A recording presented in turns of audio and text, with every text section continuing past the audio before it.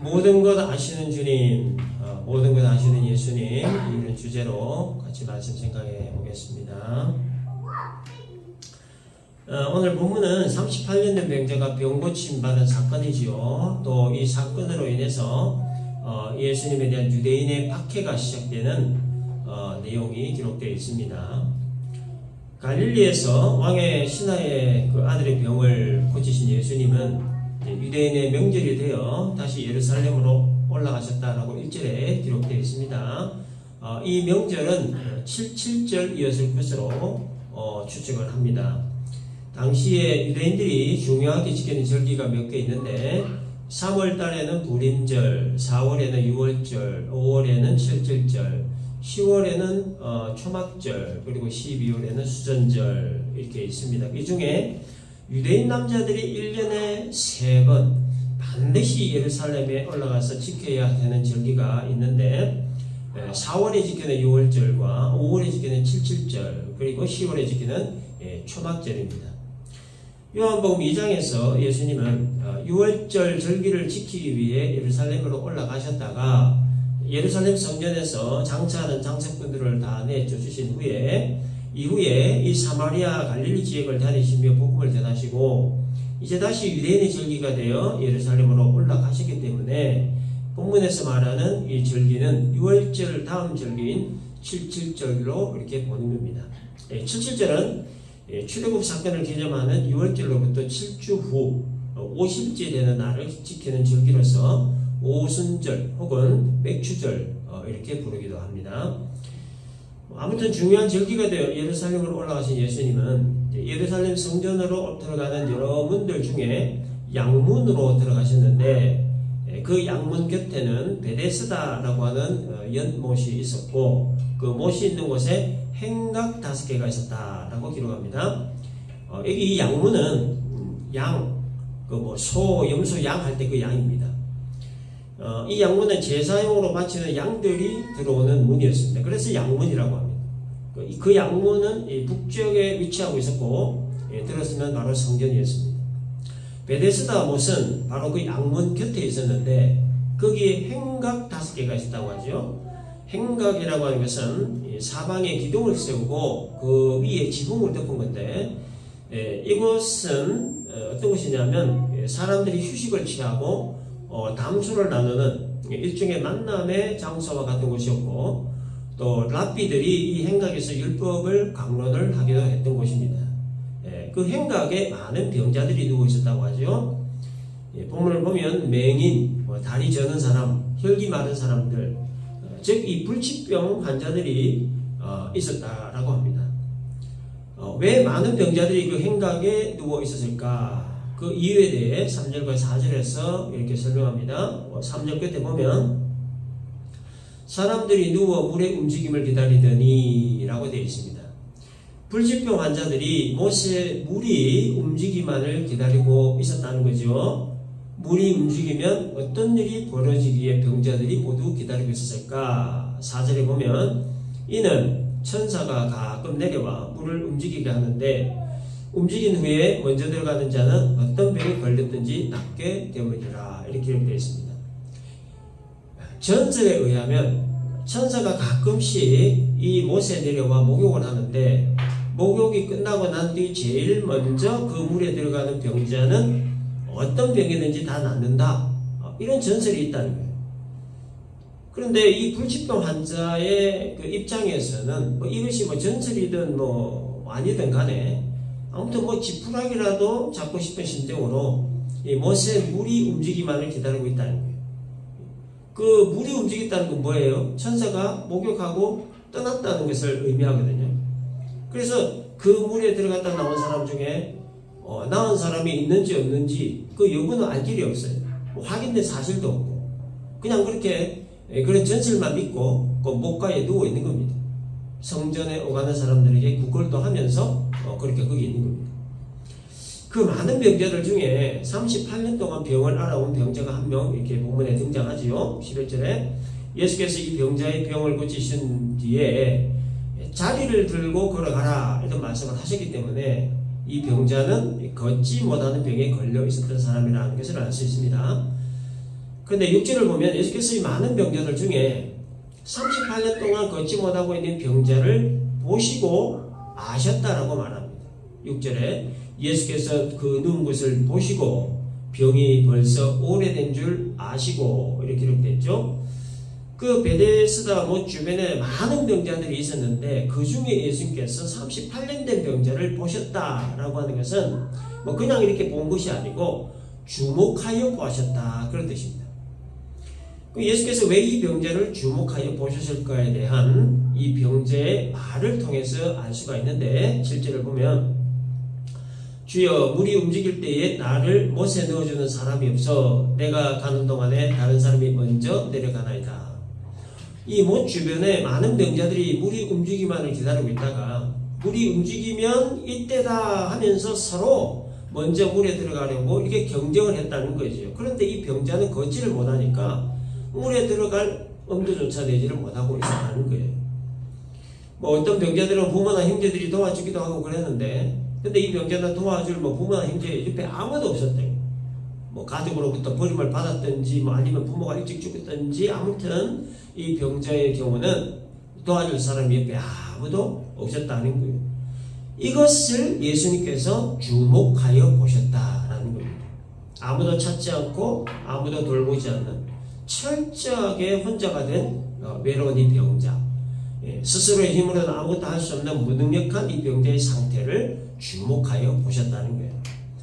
그리고 이 병자가 언제부터 병을 알아왔는지, 지금 왜 이 사람 곁에 아무도 없는지, 그리고 지금 이 병자의 마음 상태가 어떠한지 이 모든 상황도 예수님은 다 아셨다는 거예요. 전지하신 분이시기 때문에.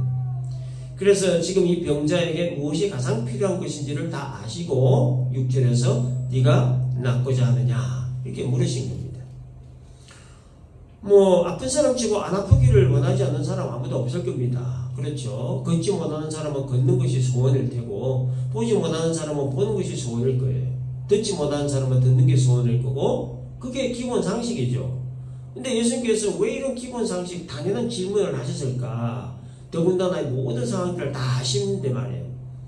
그래서 이 네가 낫고자 하느냐라고 이렇게 물으신 것은 이것은 질문이라기보다는 이 병자의 병을 고쳐주겠다라고 하는 확고한 의지를 표현하신 말씀이었습니다. 내가 너희 병을 고쳐주리라 라고 하신 예수님 그 마음을 표현한 말씀이었다는 거예요. 병이 오래된 줄 아시고 도와줄 사람 아무도 없음을 아시고 이제 그 병을 내가 고쳐주겠다라고 하는 확고한 의지의 말씀이었다라는 거예요.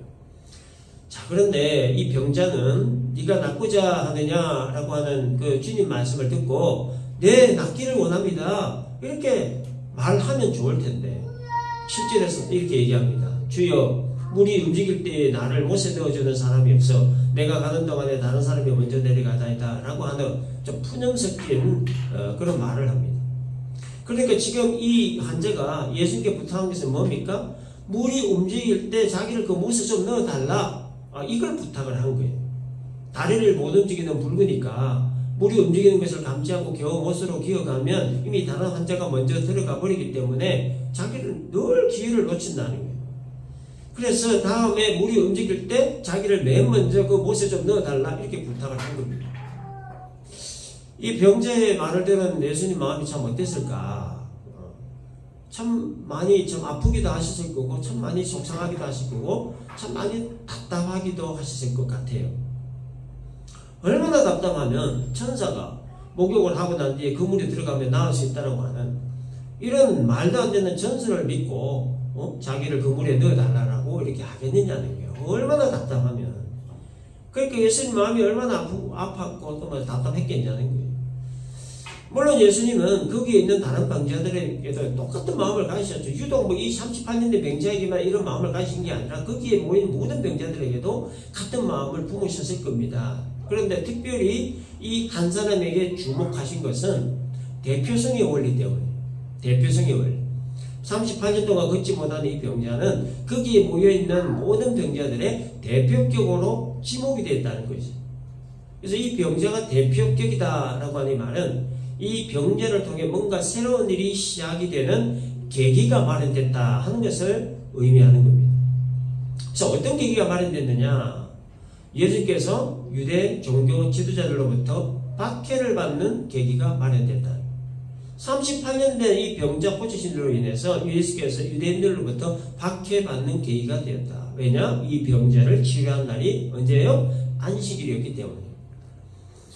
그러면 예수님은 다른 날 다 놔두고 왜 하필이면 안식일에 이 병 고치는 일을 하셨을까?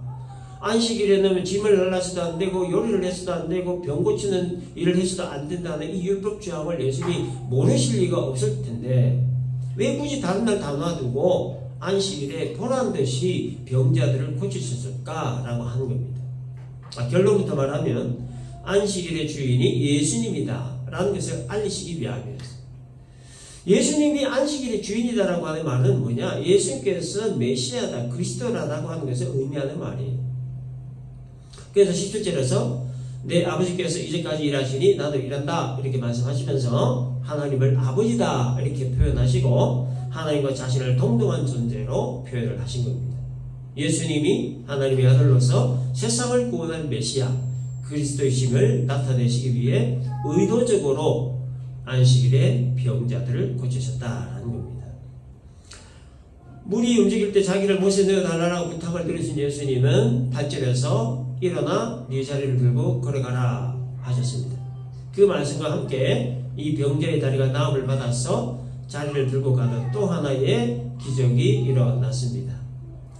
다 나았으니 일어나 걸어가라 그 말씀 한마디로 모든 상황이 다 종료되었습니다. 이 사람이 나면서부터 이 병이 생긴 것인지 아니면 어릴 때 갑자기 생긴 병인지 알 수는 없으나 아무튼 38년이라고 하는 이 긴 시간 동안 앓고 왔던 이 지긋지긋한 병, 그 병 때문에 버림받고 혼자서 쓸쓸히 죽지 못해 살아가는 이 사람의 인생, 이 문제가 일어나 걸어라 한 그 말 한마디에 모든 게 한방에 다 해결되어 있습니다. 그러나 유대인들은 예수께서 안식일에 병을 고치신 일, 즉 율법 어긴 일에 대해 지적을 하고 특별히 하나님을 자신의 아버지라고 하신 예수님을 죽이고자 했다 하는 것이 오늘 본문의 내용입니다. 자, 그래서 이 본문을 통해서 우리가 좀 생각해 보고자 하는 거 한 두 가지가 있습니다. 첫째는 예수님은 우리의 전후 사정 모든 상황들을 다 보시고 아신다는 거예요. 이 병자가 앓았던 38년이라고 하는 이 시간의 의미는 절망입니다. 절망 그 자체입니다. 아무런 희망 없는 것, 아무런 희망도 아무런 기대도 아무런 의욕도 가질 수 없는 절망의 상태, 아무것도 할 수 없는 무기력 상태, 무능력 상태였습니다. 우리의 삶에도 이와 같은 상황에 직면할 수 있다는 거예요. 이미 직면했던 경험도 있을 거고 이미 또한 지금 그런 직면에 있는 분도 있을 거고 또 앞으로 우리 남은 인생 여정에 이런 상황 얼마든지 직면할 수 있다는 거예요. 걸어가던 길이 막힐 때도 있고 하던 일이 꼬일 때도 있고 큰 산을 겨우 힘들게 넘었는데 더 큰 산이 내 앞에 서 있을 때도 있어요. 기력은 쇠하져가고 의욕은 다 방전돼 버리고 내 힘으로 할 수 있을 것 같은 일들이 하나씩 둘씩 사라져 버리고 그렇게 무기력과 무능력과 의욕 상실에 빠질 때가 있다는 거예요. 그러나 우리가 기억해야 할 중요한 사실은 38년이라고 하는 시간 동안 아무 희망 없이 무기력과 절망의 상태에서 살아오는 이 병자를 예수님이 다 아셨듯이 예수님은 우리의 과거와 현재와 미래의 모든 상황들을 다 아신다는 거예요. 우리가 무기력에 빠질 수밖에 없었던 상황도 아시고 무능력에 빠질 수밖에 없는 상황도 아시고 낙담과 절망에 빠질 수밖에 없었던 우리의 모든 상황들 다 아신다는 거예요. 그러나 일어나 걸으라는 말씀 한마디에 38년 동안 묶여있던 모든 것들이 다 해결되었듯이 우리들 삶 가운데 얽히고 설키고 막히고 넘어지는 그런 절망적인 상황들이 우리의 발목을 붙잡고 넘어지더라도 그러다 넘어진 그곳에 예수님의 말씀이 임하시면 완벽히 해결된다는 거예요. 해결이 된다라고 하는 말의 의미는 내 생각대로 내 뜻대로 내 계획대로 내 마음먹은 대로 해결된다는 것을 말하는 게 아니에요. 38년 된 병자가 예수님께 부탁한 건 뭡니까? 자기를 못에다 그냥 넣어달라는 거 이거 부탁했어요. 그 못에 들어가면 병이 나을지 안 나을지 아무 보장도 없고 또 누가 나았다는 소문만 무성할 뿐 실제 나은 사람이 있는지 확인도 되지 않고 그저 천사가 목격하고 난 후에 들어가면 낫는다는 그 전설만 믿고 그거라도 붙잡고 자기를 그 물에 넣어달라고 부탁을 했는데, 그런데 예수님은 그런 부탁 안 들어주셨어요. 대꾸도 안 하셨어요. 대신에 100% 보장된 확실한 방법으로 해결해 주셨죠. 그게 바로 뭡니까? 네 자리를 들고 걸어가라고 하는 예수님 말씀이에요. 그렇기 때문에 이 해결이 된다라고 하는 것은 내 생각대로 된다, 내 뜻대로 된다, 내 계획대로 된다, 내 방법대로 된다, 내 마음먹어도 된다, 이게 아니라는 거예요. 이건 뭡니까? 예수님의 뜻과 방법대로 계획대로 해결된다는 거예요. 이게 바로 로마서 8장 28절에서 말하고 있는 모든 것이 합력하여 선이 된다 의미의 말씀이에요. 그래서 여러분, 사람은요, 우리 지극히 한계를 가진 존재입니다. 그렇지요? 내일 일은 고사하고 당장 1시간 이후에 무슨 일이 일어날지를 모르는 존재가 우리 인간이에요. 1시간 후에 뭐 이럴 거다 저럴 거다, 뭐 내일은 뭐 이럴 거다 저럴 거다, 뭐 이 정도 우리가 그냥 대충 추측만, 일반적으로 추측만 할 뿐이지 아무것도 보장해 주지 못해요. 아무도 보장해 주지 못하는 겁니다. 사람의 지식이라고 하는 것도 여러분 마찬가지입니다. 인간의 그 참 지식이라고 하는 것이 뭐 참 대단한 것 같이 보이지만, 근데 하나님에게 있어서 인간의 이 지식이라고 하는 것은요, 어떤 것과 같으냐? 개미가 인간을 하는 정도라 할까? 우리 지구에 있는 5대양이죠. 태평양, 대서양, 인도양, 그 다음에 남극해, 북극해. 이것들을 하나님의 지식에 우리가 비유를 한다면 인간은 그저 그 바닷물 한 바가지 정도 담을 수 있는 용량의 존재라고 할까? 아무것도 안 돼요. 바람이 어디에서 시작되어 어디로 가는지도 모르고, 태풍이 오면 바람이 쓸려가는 것만 할 줄 알지 뭐 아무것도 할 수 없어요. 뭐 시드니에도 며칠 전에 막 폭풍 와가지고 막 쓸려가는데 보니까 사람이 하는 거 보고 와와 뭐 비명 지르고 고함 지르고 밖에 하는 게 아무것도 없어요. 비가 언제 얼마나 오는 정도 예측만 할 뿐이지 그 예측도 빗나갈 때가 많아요. 비가 많이 와도 속수무책, 비가 안 와도 속수무책. 기온이 40도가 넘어가서 숨이 막힐 지경에 그저 그늘만 찾고 에어컨만 찾을 줄 알지 할 수 있는 게 아무것도 없어요. 산불이 나도 헬기에 달린 조그마한 그 뚜레박 같은 거 가지고 물 퍼다 붓는 정도만 할 수 있어요. 왜 속수무책이에요. 뭐 LA에 산불 난 거 그 헬기에다가 뚜레박 갖고 물 갖다 붓고, 뭐 아니면 비행기에다가 물 퍼다가 그냥 샥 그 뭐 진화율 뭐 10%인가 되나마 뭐 별로 없어요. 인간이 할 수 있는 게. 8, 90년 우리들 인생 여정에 예측 불가능한 일들, 예상치 못한 폭병들은 또 얼마나 많습니까? 예측 불가능한 일이 내 앞에 발생했을 때 우리가 할 수 있는 일이 뭐냐는 거예요. 예상하지 못한 폭풍이 내 발목을 걸고 넘어질 때 우리가 할 수 있는 게 뭐가 있느냐라는 거예요. 개미와 같은 존재인 우리 인간이, 바가지 하나 정도에 불과한 지식 경력을 가진 인간이 무엇을 어떻게 할 수 있느냐라는 겁니다. 어느 누구도 그 어디에도 내 앞에 발생한 예측치 못한 일을 해결해 줄 수 없고, 내 발목을 붙잡고 넘어뜨리는 복병을 해결할 수가 없다는 거예요. 어렵다는 거예요. 인간이 할 수 있는 일이라고는 고작 이 본문의 병자와 같이 천사가 목욕한 물에 몸을 담그면 몸이 나을 거라고 하는 허황된 진실을 믿고, 물이 움직일 때 자기를 그 물에 넣어달라고 하는 그 일밖에 할 수 없는 존재가 인간이라는. 그렇기 때문에 우리 인간은 천지를 창조하시고 사람을 지으신 하나님 앞에 그래서 나와야 되는 거예요. 인간의 한계와 연약함을 인정하고, 또 인간의 무기력과 무능력을 인정하고, 그 한계와 연약함과 무기력과 무능을 초월하게 하시는 우리 하나님 앞에 그래서 나와야 되는 거예요. 아무것도 할 수 없는 절망의 상태에 있던 병자의 다리에 힘을 주시고 일어나 걸을 수 있게 하시는 그 주님 앞에 나와야 되는 겁니다. 주님 앞에 나와서 주님의 자비와 긍휼을 구하고 주님의 은혜를 구해야 되는 겁니다. 주님의 자비와 긍휼과 은혜로서만이 우리의 한계와 연약함들을 극복할 수가 있어요. 또 자비와 긍휼과 은혜로서만이 꼬이고 막힌 문제들이 예수님의 방법과 뜻대로 해결이 되기 때문이에요. 그러므로 우리의 전후사정 모든 상황을 다 보시고 다 아시는 주님 앞에 나와서 주님의 말씀에 다스림을 받아야 가야 소망이 있다. 이것이 우리가 첫 번째로 생각해 봐야 될 것입니다. 자, 두 번째는 예수께서 베푸신 긍휼을 우리가 소중히 여겨야 되는 거예요. 예수님이 38년 된 병자를 고치신 동기는 뭡니까? 그 병자를 향한 긍휼의 마음이에요. 긍휼의 마음. 긍휼히 여긴다라고 하는 말이 되면 불쌍하고 가볍게 여겨서 도와주는 것을 말합니다. 38년 동안 걷지 못한 이 병자에게 대해 불쌍히 여기시고 가볍게 여기셔서 이 병자의 문제를 근원적으로 해결해 주신 것, 이것이 바로 긍휼히 여기시는 예수님의 그 마음으로부터 시작됐다는 거예요. 여러분, 우리의 이 구원 역시도 예수님의 긍휼 때문이었어요. 우리를 향한 예수님의 긍휼하심이 없었다고 하면 우리는 여전히 이 죄악 가운데 머물러 있으면서 천국의 소망과 영생의 소망 없이 영원한 죽음의 세계로 걸어가고 있을 거예요. 따라서 우리가 죄사함 받고 구원받아 하나님 나라 백성 된 것, 천국과 영생의 소망을 가지고 천국문을 향하여 걸어갈 수 있게 된 것은 우리를 향한 예수님의 긍휼하심이 있었기 때문이다 하는 것을 우리가 항상 잊지 않고 기억을 해야 합니다.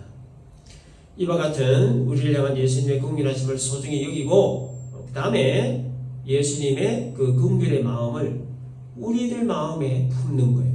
이게 중요합니다. 긍휼의 마음을 왜 품어야 되느냐? 이 긍휼이라고 하는 것은요, 평강과 평화를 초래하기 때문입니다. 개인적으로는 그 마음에 평강을 주고 사회적 국가적으로는 평화를 주기 때문입니다. 그래서 마태복음 5장 7절에서 예수님이 긍휼히 여기는 자는 복이 있다, 이런 말씀하신 겁니다. 긍휼의 마음을 품고 다른 사람을 긍휼히 여기는 것이 복이 될 만큼, 성경에서 말하는 복이 될 만큼 소중하다는 거예요. 그러므로 예수님의 긍휼하심의 은혜를 입은 자들은 예수님의 긍휼을 소중히 여길 뿐만 아니라 예수님의 그 긍휼의 마음을 우리들 마음에도 품어야 된다는 거예요. 긍휼의 마음을 품고 다른 사람을 바라봐야 된다는 거예요. 여러분, 사람이 왜 싸웁니까? 왜 전쟁합니까? 긍휼히 여기는 마음이 없어서 그래요. 세상이 점점 더 이렇게 각박해지는 이유가 뭡니까? 세상이 점점 더 이렇게 잔인해지는 이유가 뭡니까? 이 마음에 긍휼이 없기 때문이에요. 그러나 이 긍휼의 마음을 품고 다른 사람을 보면 싸울 일이 없어요. 싸울 일이. 다른 사람을 긍휼의 눈을 가지고 보고 다른 사람은 긍휼의 마음을 가지고 바라보는데 그게 무슨 싸울 일이 있겠느냐는 거예요. 다 용납되죠. 용서되고 관용되고 인내되고 다 되는 거예요. 그러나 중요한 것 하나는 그 긍휼의 마음을 가지되 진리 안에서 가져야 된다. 진리 안에서. 이 단서가 굉장히 중요합니다. 긍휼의 마음이 진리를 벗어나게 해서는 안 되는 거예요. 지켜야 할 선이 있다는 거예요.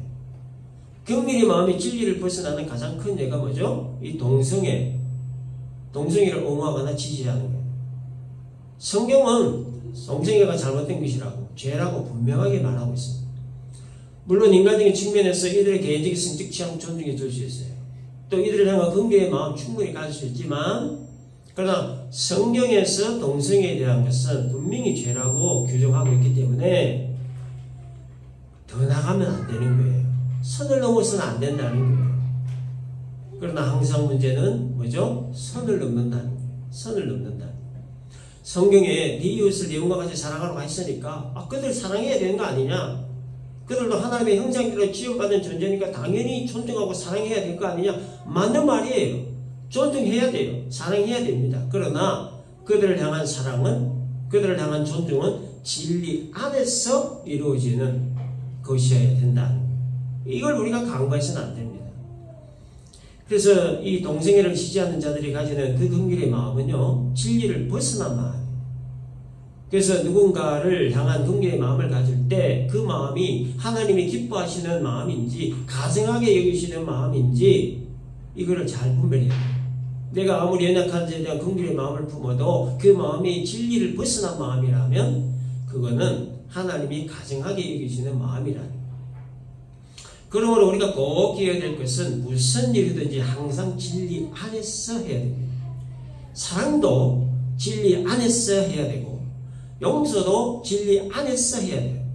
섬기는 일도 진리 안에서 해야 되고 인내와 절제도 진리 안에서 해야 돼요. 그러니까 진리가 그래서 중요한 거예요. 긍휼의 마음 가지는 것도 진리 안에서 해야 된다는 거예요. 진리 밖의 사랑, 진리 밖의 용서, 진리 밖의 섬김, 진리 밖의 인내와 절제, 진리 밖의 긍휼을 마음 품는 것은 인간적인 측면, 인간적인 관계적인 측면에서는 어느 정도 큰 도움이 분명히 됩니다. 그러나 진리 밖의 것들은 그야말로 진리와 관계없는 것, 하나님과 관계없는 것, 나아가 하나님이 가증하게 여기시는 것이기 때문에 결론적으로 아무런 유익이 없고 오히려 하나님의 화를 자초하는 결과를 초래하게 된다. 그러므로 사랑을 하든 용서를 하든 섬김을 하든 우리는 항상 진리 안에서 해야 한다 하는 것을 우리가 항상 기억을 하고, 그리고 이렇게 하는 것이 우리들에게 베푸신 하나님의 그 긍휼을 소중히 여기는 일이다 하는 것을 우리가 항상 기억을 해야 합니다. 정리합니다. 38년 된 명자의 모든 상황들을 다 아셨던 예수님은 우리들의 모든 상황 역시 다 아시고, 그러나 마침내 선이 되게 하신다는 것. 따라서 우리 모두 주 예수 앞에 나와서 주님의 자비와 긍휼을 구해야 된다는 것. 또 예수께서 우리에게 베푸신 긍휼을 소중히 여기며 예수님의 그 긍휼의 마음을 우리도 품어야 된다는 것. 그러나 긍휼의 그 마음은 진리 안에서 품어야 된다는 오늘의 말씀 우리가 잘 기억을 하고, 우리 주님의 긍휼의 마음을 품고 사람을 대하고 세상을 바라보는 우리 모두가 되시기를 주님의 이름으로 축원합니다.